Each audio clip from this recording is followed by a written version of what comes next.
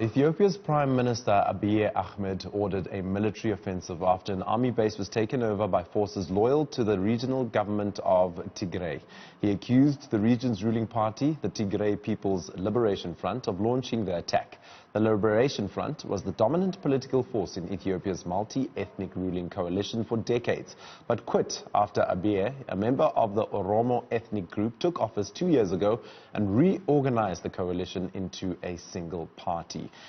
Tensions in the Tigray People's Liberation Front have been escalating in recent months, sparking renewed violence. Abiy, who was awarded the Nobel Peace Prize in 2019 for restoring relations with Ethiopia's long-time foe Eritrea, is facing increasing criticism from a number of sides, with ethnic clashes in several parts of the country and accusations that he has reversed some political reforms he introduced. Professor Barry Hanyane, Associate Professor at Northwest University Watch, joins us to discuss this. Professor, thank you for your time, and thank you once more for joining us on Weekend Dawn. So, is it true that Mr. Abiy went back on his reforms from 2 years ago? Yeah, no, absolutely, and it's just unfortunate. But again, it speaks to a number of issues, and one of those is that the Tigray issue has long been standing without being resolved, and it speaks to the kind of separatist politics that we've seen in Africa recently.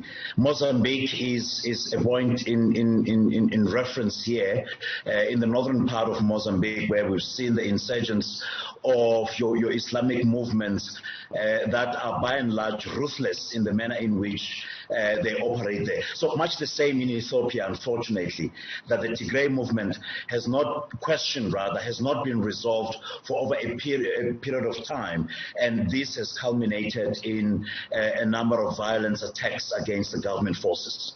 So it's been obvious that the Tigray crisis has been a long-standing issue. Now, it's something that has been bubbling under, yes, of course. How can this be solved?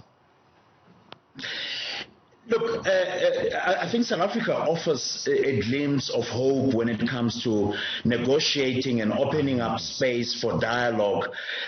Much the same in this instance. I would like to see Eritrea coming on board and, of course, ceasing its support to the movement, and the government putting some proposals as well on the table to ensure that peace, order and stability in that area does exist.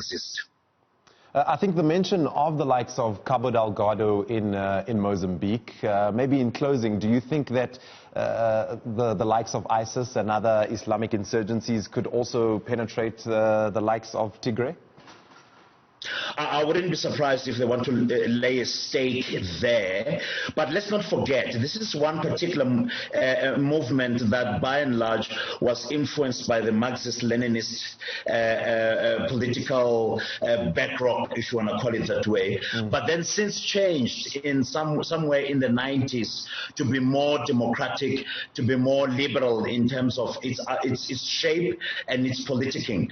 But since then, we haven't seen much movement, although on the ground, as you've rightly recorded, there is movement in terms of violence, movement in terms of fighting the government forces.